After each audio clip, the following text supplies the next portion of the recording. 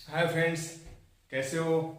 My self Hanuman Prasad और दिशा academy में आप लोगों का बहुत बहुत स्वागत है। और अपन 2021 नीट के लिए इस बार जबरदस्त तैयारी करते हैं और केमिस्ट्री में 180 नंबर कैसे लेके आने हैं उसके लिए दिशा एकेडमी की पूरी टीम लगी हुई है।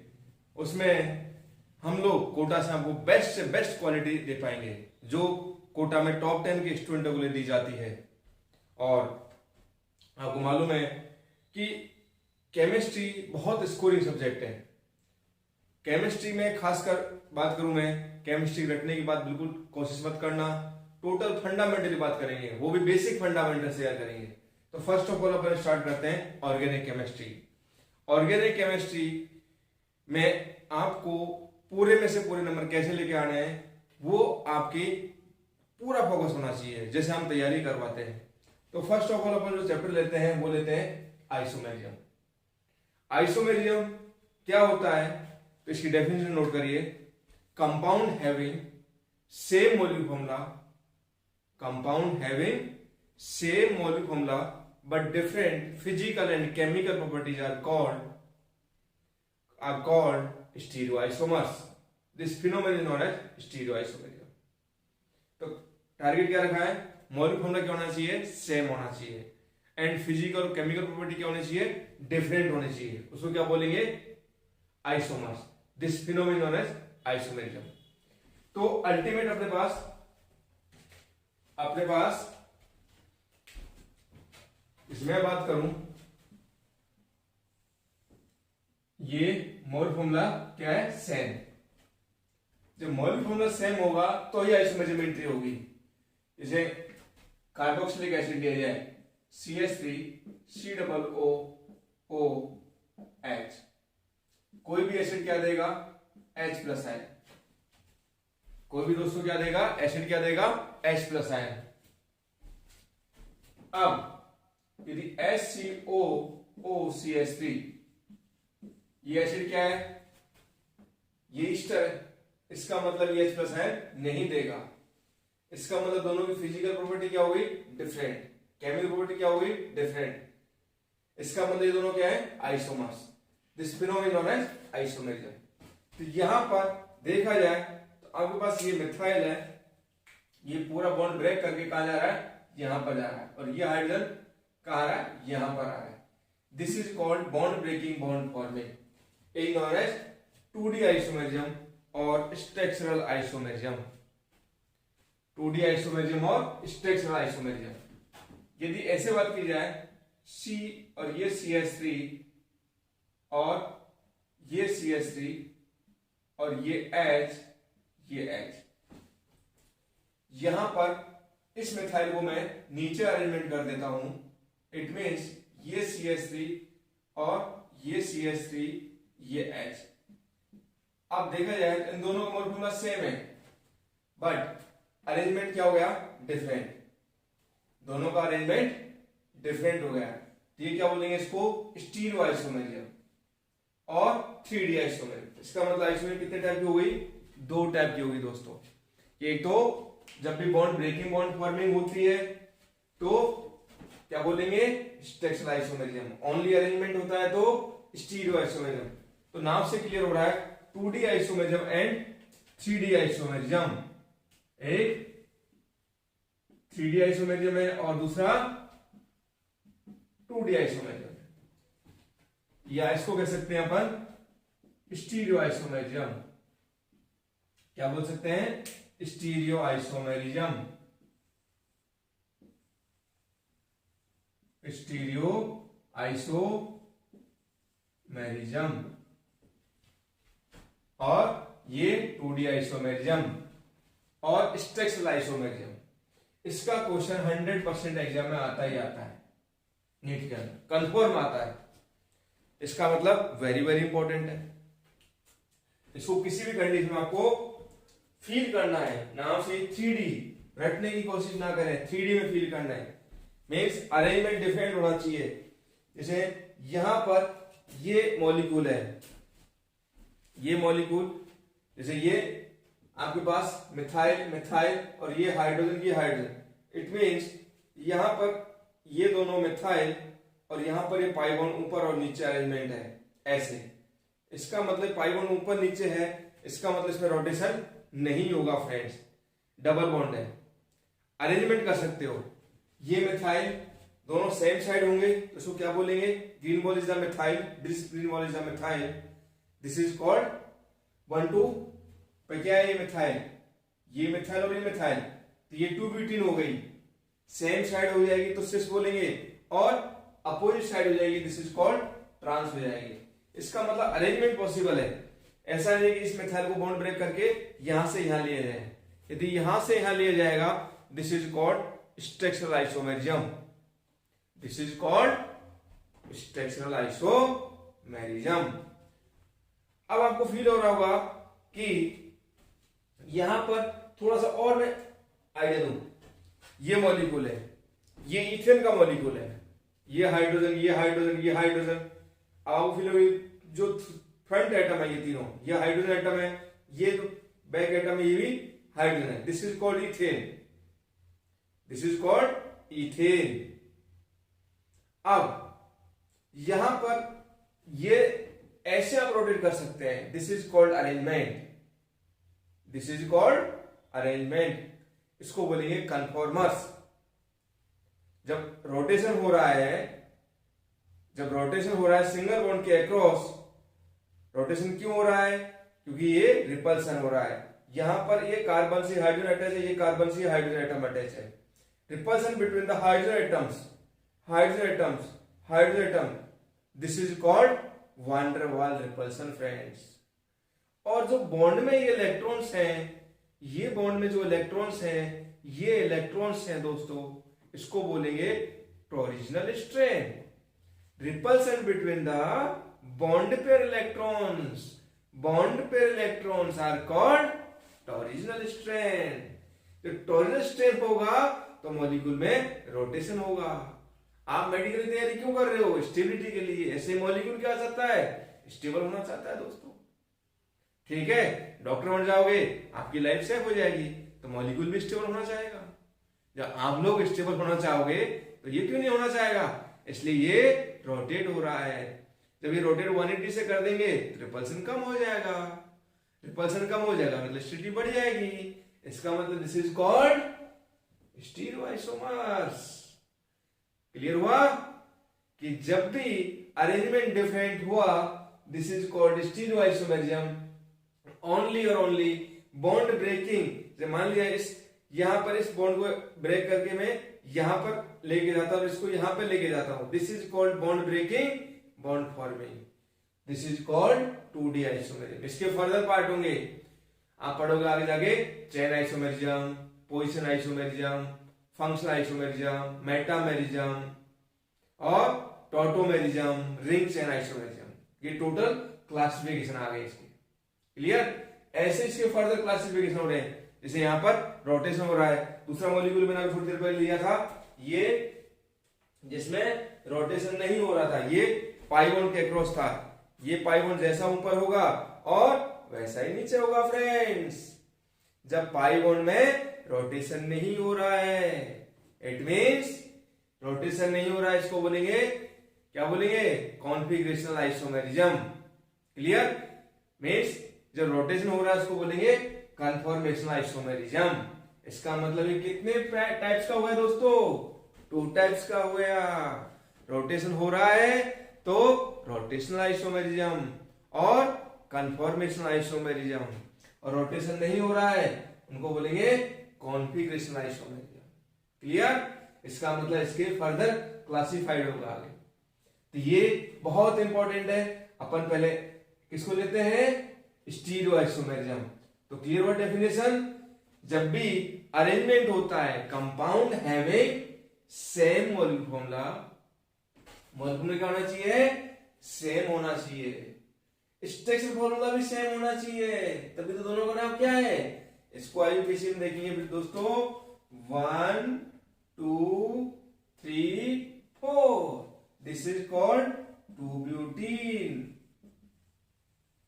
और ये भी क्या होगा, 1 2 3 4, this is called 2 butene. Means दोनों का स्ट्रक्चर फॉर्मूला क्या हुआ फ्रेंड्स, सेम।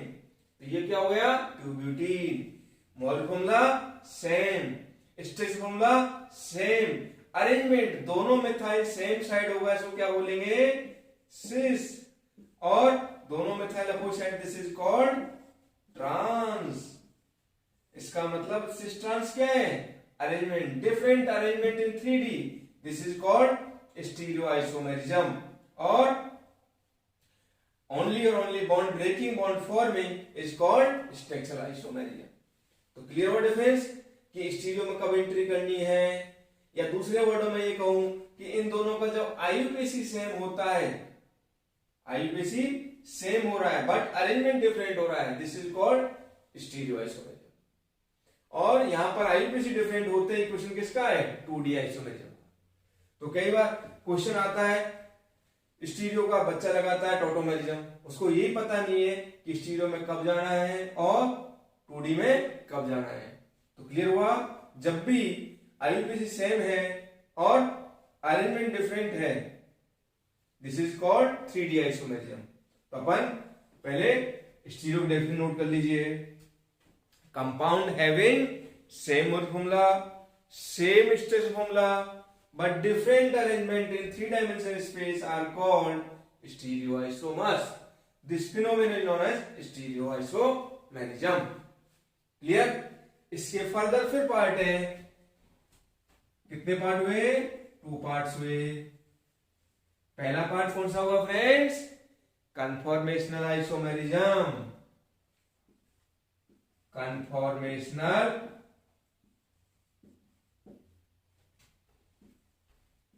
Conformational isomerism. ठीक है, पहला पार्ट कन्फॉर्मेशनल आइसोमेरिज्म और रोटेशनल आइसोमेरिज्म, रोटेशनल आइसोमेरिज्म।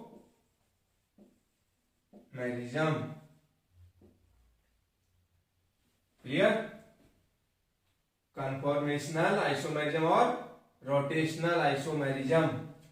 दूसरा part configurational isomerism, configurational isomerism,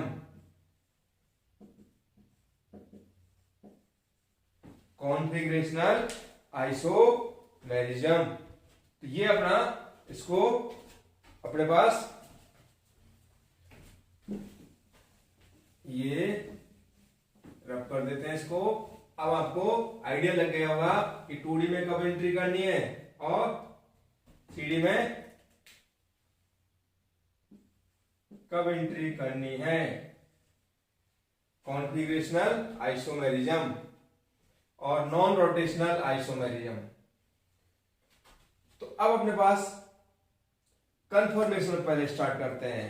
conformation मजेदार पार्ट है, बहुत जबरदस्त पार्ट है, बहुत बार इसका क्वेश्चन आता रहता है। इट मीन्स अब अपने को इसके बारे में फील करोगे आप, तो यहां पर अपने पास ये ईथेन का स्ट्रक्चर है।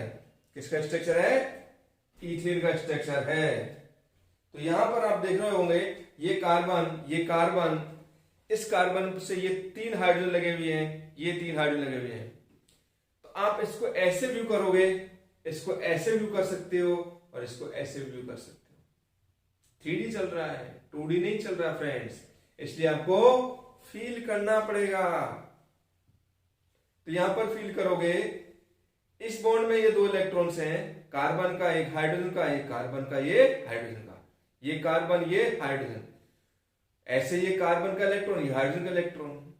तो repulsion between the bond pair electrons, bond pair electrons are called torsional strain, और repulsion between the atoms are called van der Waals repulsion. आपने केमिकल बॉन्डिंग पढ़ा होगा इनऑर्गेनिक केमिस्ट्री में, van der Waals forces, van der Waals repulsion.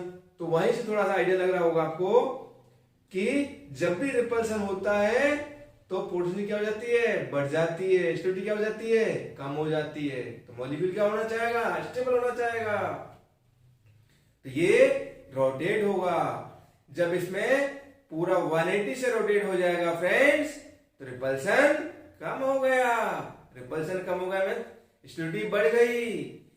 तो ये इसको बोलेंगे staggered form, most stable form, least potential energy या मोस्ट एनर्जी। बताओ क्या होगा जब पोटेंशियल बढ़ेगी, स्टेबिलिटी क्या हो जाएगी? स्टेबिलिटी कम हो जाएगी, बढ़ जाएगी? भाई रिपल्सन बढ़ रहा है तो स्टेबिलिटी कम हो रही है। अब आपको फील हो रहा होगा जब पोटेंशियल ज्यादा है, इसका मतलब स्टेबिलिटी कम हो जाएगी। इट मीन्स यहां पर जो रोटेशन होगा 180 से, तो स्टेबिलिटी बढ़ गई। इसको बोलेंगे स्टेगर्ड फॉर्म। अब ऐसे व्यू करोगे तो इसको बोलेंगे साहौस प्रोजेक्शन। और 3D है, इसको ऐसे व्यू करोगे तो ये फ्रंट एटम आपको दिखाई देगा फ्रेंड्स, बैक एटम दिखाई नहीं देगा। जब बैक एटम नहीं दिखाई देगा तो ये बोलेंगे Newman projection. Front atom by dot, back atom by circle, this projection is known as Newman projection. This projection is known as Newman projection. Front को डॉट से करेंगे, बैक को सर्किल से रिप्रेजेंट करेंगे। Dot means carbon, circle means carbon. Clear हुआ? तो ये बोलेंगे न्यूमैन प्रोजेक्शन। और न्यूमैन की कौन सी फॉर्म हो जाएगी फ्रेंड्स? Eclipse form. जैसे आप प्रैक्टिकल बात करोगे तो सूर्य ग्रहण सुना होगा, वो चंद्रमा ग्रहण सुना होगा। सूर्य ढक जाता है तो क्या बोलते हैं? सूर्य ग्रहण। ऐसे एक एटम ने दूसरे एटम को ढक रखा है, उसे क्या बोलेंगे? Eclipse form. तो Newman eclipse form. Clear? Newman eclipse form rotate by 180 degree, this is called staggered form, most stable form. Ethane का केस है। अब 180 पे जो फॉर्म आ रही है, यदि मैं स्टार्टिंग फॉर्म ये है, इसको 60 से करूंगा तब भी तो ये आ रही है। इसका मतलब इथेन में 60 से करें चाहे 180 से करें, दोनों क्या रोटेशन में जो रिपल्सन है वो क्या आ रहा है? सेम आ रहा है। इसका मतलब दोनों फॉर्म क्या होंगी? Staggered form. क्लियर हुआ? तो this is called most stable form. तो इथेन में कितनी फॉर्म होंगी? 2 फॉर्म। आगे फर्दर करूंगा तो ये वापस कौन सी फॉर्म हो जाएगी? Eclipse form. आगे फर्दर किया 60 से, इसका मतलब स्टेगर्ड फॉर्म। फर्दर आगे 60 से किया एक्लिप्स फॉर्म, फिर फर्दर 60 से किया स्टेगर्ड फॉर्म, और ये कंप्लीट रोटेशन हो गया। ये पूरा 360। इसका मतलब eclipse staggered 2 forms are possible. ये न्यूमैन प्रोजेक्शन। और ये ऐसे आपको दिखाई देंगे तो दोनों एटम दिखाई देंगे फ्रेंड्स। ये एटम भी दिखाई दे रहा है और ये एटम भी दिखाई दे रहा है। दिस इज कॉल्ड साहौस eclipse form. Rotate by 180 degree, this is called साहौस staggered form, most stable form. Most stable form. Only और only 2 forms are possible. Clear हुआ? तो डेफिनेशन क्लियर हुई। Infinite number of rotation along a sigma covalent bond. Infinite number of rotation along a sigma covalent bond are called conformers. This phenomenon known as conformational isomerism. आया फिर conformation में कब entry करना है? Clear हुआ? अब अपन note करते हैं conformation of ethane. Conformation of ethane.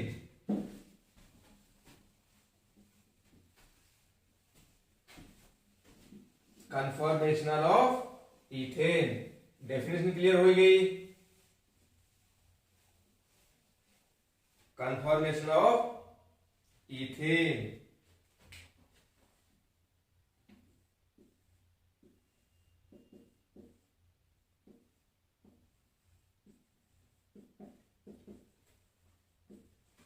Conformational of ethane very important. इसमें ऐसे 3D में ड्रॉ किया जाए तो ये हाइड्रोजन, ये हाइड्रोजन, ये हाइड्रोजन और ये हाइड्रोजन, ये हाइड्रोजन एटम, ये हाइड्रोजन एटम। तो यहां पर ये जो एटम्स के बीच रिपल्सन हो रहा है, हाइड्रोजन एटम के बीच रिपल्सन हो रहा है, इसको क्या बताया था मैंने आपको? van der Waals स्ट्रेन और van der Waals रिपल्सन। और ये जो बॉन्ड पेयर इलेक्ट्रॉन्स हैं, ये जो बॉन्ड पेयर इलेक्ट्रॉन्स हैं, इसको क्या बताया था फ्रेंड्स? मॉड्यूल में भी बताया था ने, टॉरिजिनल स्ट्रेन और टॉरिजिनल रिपल्सन। तो अपने पास दो रिपल्सन हो गए। यहां पर मैक्सिमम क्या है? टीएस, टॉरिजिनल स्ट्रेन और टॉरिजिनल repulsion.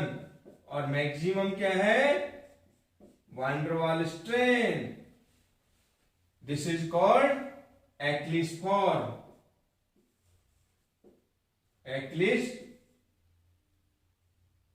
Achilles form. Maximum TS and maximum BS. Rotate by 180 degree. 180 से रोटेट किया जाए तो ये अपने पास जो फॉर्म में जाएगी वो कौन सी फॉर्म में जाएगी? Staggered form. This form is called staggered form. Minimum क्या होगा? टॉरिजिनल स्ट्रेन। और मिनिमम क्या होगा? van der Waals strain. तो ये फॉर्म कौन सी जाएगी? Most stable form. इसको क्या बोलेंगे? Most stable form, staggered form. Staggered form. Clear हुआ? एक्लिप्स क्या होता है, स्टेगर्ड क्या होता है, और 3D में कैसे फील करना है आपको, ये क्लियर हो गया? तो ये हो गया आपको कौन सी फॉर्म है ये? साहॉर्स प्रोजेक्शन। आपको दोनों एटम दिखाई दे रहे हैं, इसको बोलेंगे साहॉर्स प्रोजेक्शन। साहॉर्स प्रोजेक्शन। क्लियर हुआ? साहॉर्स प्रोजेक्शन। अब यदि इसको मैं 60 से रोटेट किया जाए तब भी तो यही फॉर्म आएगी। इसका मतलब 60 से किया जाए चाहे 180 से किया जाए, both are same. Both are same. आया फील? ये वो अपना कंफर्मेशन ऑफ इथेन, वो भी कौन सा? साहॉर्स प्रोजेक्शन। अब मुझे 3D में बताओ इसको किस में कन्वर्ट करना है? न्यूमेन में कन्वर्ट करना है। तो न्यूमेन में कैसे कन्वर्ट करेंगे? अभी मैंने बताया था ना, front atom by dot, back atom represented by circle. This projection are called Newman projection. अब किसी को आप मान ले, इसको फ्रंट मान लिया जाए, इसको बैक मान लिया जाए, एक को डॉट से करेंगे और दूसरे को सर्किल से करेंगे। तो अब अपन किसमें कन्वर्ट करते हैं? इसको न्यूमेन में कन्वर्ट करते हैं। साउंड क्लियर हुआ? अब अपने को इसको न्यूमेन में कन्वर्ट करना है।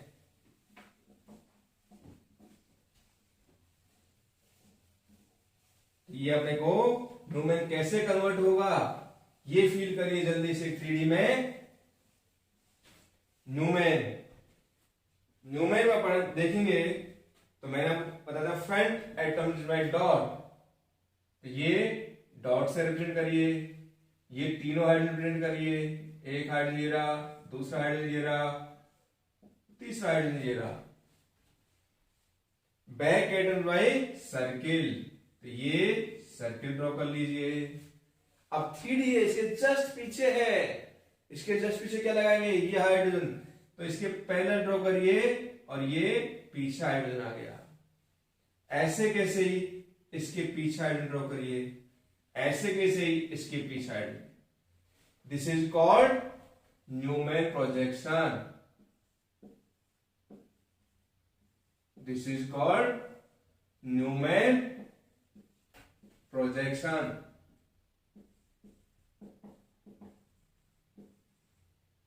तो ये हो गया आपका न्यूमैन प्रोजेक्शन। क्लियर हुआ? रोटेट बाई 60 डिग्री, 60 रोटेट किया जाए तो ये अपने पास ये वाला एटम कहां आ जाएगा, यहां पर आ जाएगा, और ये वाला एटम कहां आ जाएगा, यहां पर आ जाएगा। Rotate by 60 degree. This angle is called dihedral angle. This angle is known as dihedral angle. ऐसे किसको 180 से रोटेट किया जाए तब भी तो फ्रेंड्स यही आएगा। आया मजा? दोनों फॉर्म सेम हो गई। इसका मतलब मॉलिक्यूल क्या है, सिमेट्रिक मॉलिक्यूल है। ओनली और only two forms are possible. This is called Newman staggered form. This is called Newman staggered form.